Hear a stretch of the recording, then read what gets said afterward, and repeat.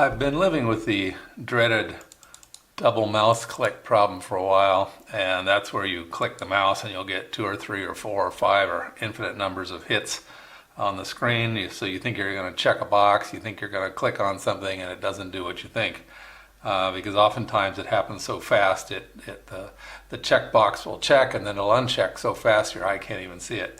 So anyway, yeah, for a while I thought, hey, I checked that box, but it's not checked, and then I realized, okay, got the problem. So we're going to need some basic tools. This video is the soldering solution. There are ways to fix these temporarily anyway with switch spray, switch cleaning spray. I've used it. It doesn't last very long. You can also disassemble the switches in place, try to clean them and put them back. That's high risk because oftentimes you can't get the switch back together. There's small parts inside of it, or it doesn't go back together right, or you bend something, whatever, and it's ruined anyway. And again, cleaning the switch is just a temporary solution. So this is the soldering solution, and let's get on with it. First thing we're going to do is flip it over, find the screws, and extract or open the device. On the internet, I looked up to see where the screws are on this device, and I came in for a rude awakening. That's one of the reasons you want this needle and a small powerful magnet. Let me zoom in and I'll show you.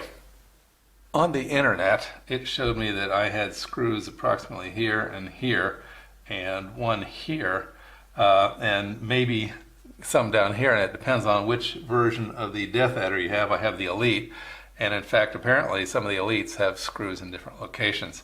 So what you do is first you use the magnet to go over this, and it has to be a strong magnet, and as you go you can see it's trying to return back to that position.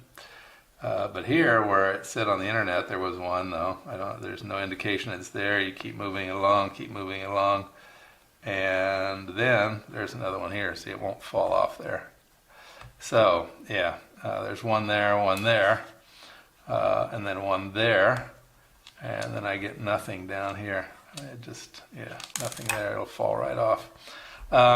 So then you confirm by taking your pin or sharp object, poking it in the hole, and then you can definitely feel it'll go here. If you poke here, no, it won't go in. And then again over here, I poke in, and yeah, it goes in pretty deep. And then here you can rub on this to see where it is. The hole will open up, and you poke in there, and yeah.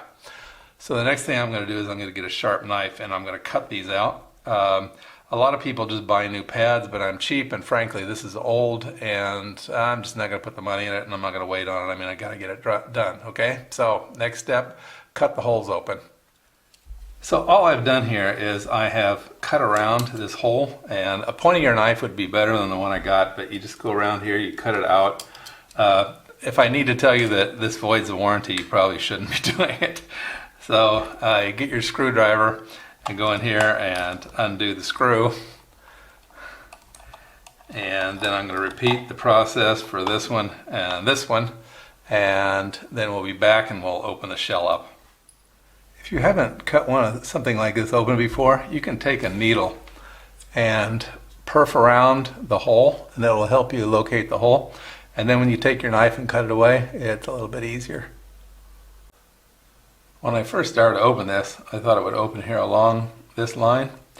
No, that's not right. It opens up down here. So it doesn't take much effort in this one. Some mice have little locking plastic tabs, which you have to be careful with. And yeah, and then, see if we can get that in focus. We have a couple cables we need to remove. Looks like this one and this one. And go ahead and do that.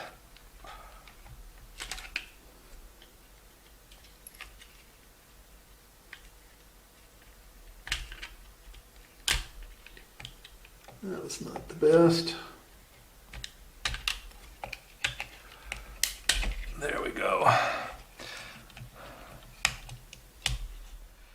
If you're going for an all-out rebuild, there's 2 switches. There's these side switches that you may have to replace.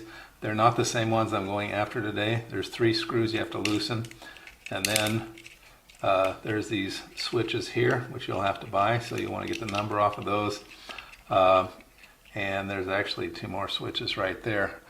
But mine, I don't use them, so they're in good shape today. I'm just going to put them back the way they were, set that off to the side, and we'll go on with the other part.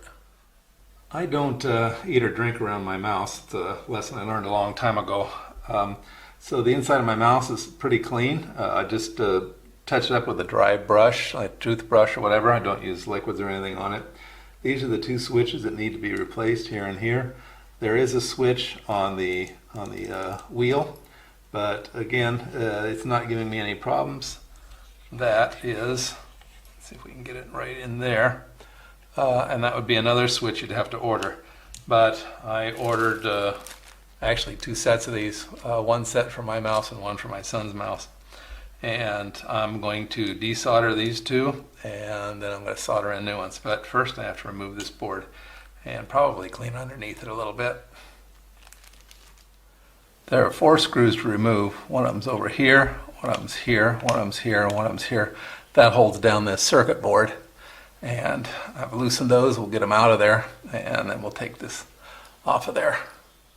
And I missed 1 screw. There's a small black screw right here that holds the wheel in place actually, but the board won't come out without that being out of there. So, and this will lift out of here like that. Need to remove this plug, which is kind of a bear. And there we have the bottom part. Won't hurt to clean that up a bit, and also to go over this with a dry brush again. Because it's probably going to fall out of there anyway, I'm going to take out the mouse wheel. There's a big end to the mouse wheel and a small end. The small end goes into this little resistor. There's a little hole right there. It just snaps in there. So I'm going to take that out, set it aside, probably clean it up a little bit. Okay. On top of the switch here, maybe, I don't know if I can get it in the light right, it'll say the brand name, and this is Omron. And the other thing we need to look at is this information over here. So before you order your switches, you need to get the right switch. Just not any micro switch will work, because it's got to be exactly the right height this way, and the right length, or these connections won't line up, and it'll be a real bear. So I've done that. I got that offline, online rather. And so I ordered my switches, and I'll show you that in a second, and then we'll go unsolder this and solder in the new switches. So you have to make sure that it's exactly the same size, that the contacts have the same spacing, and that it's the same width. Can you see that? Yeah. Also, when you install a switch, make sure that little clicker thing is in the right orientation, because if you put it in here backwards, like that, it's not going to work, guaranteed. For this phase, we need something like desoldering wick, slurp gun, something like that, some solder, and soldering iron. Typically, on something like this, I'll just lay the soldering iron across the 3 contacts and pull. However, I might end up using the desoldering wick. Typically, I can't keep this on camera, so I'm not even sure I'm going to try. But yeah, so desolder 3 and desolder the other 3 and get the switch off of there. That's our goal. As I suspected, I couldn't keep it on camera. So anyway, I just used my grippers, put it on there, heated it up, and allowed the weight of these things to pull it off of there.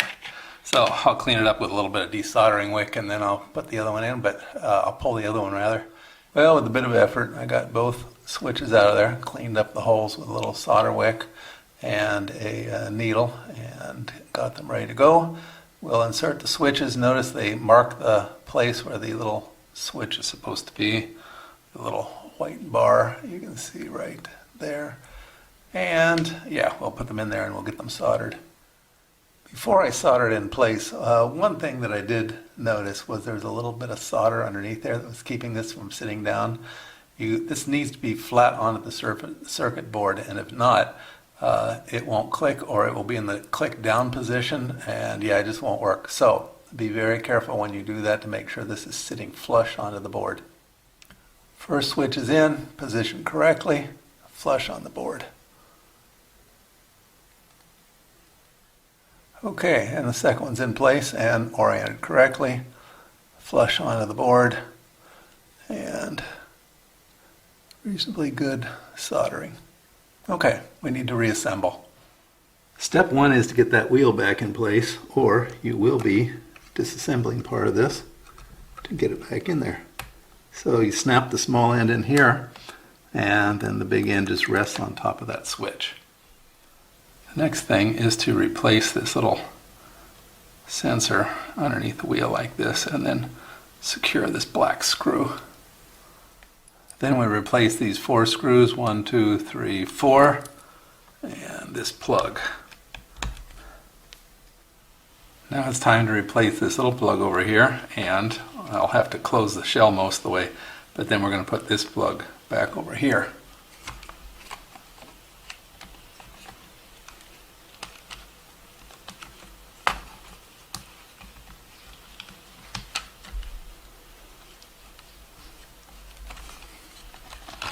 And make sure it's snapped into place. Now we put the bottom back in and get our 3 screws secured.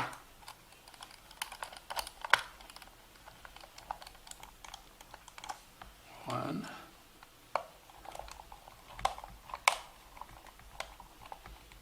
two, and then the last one.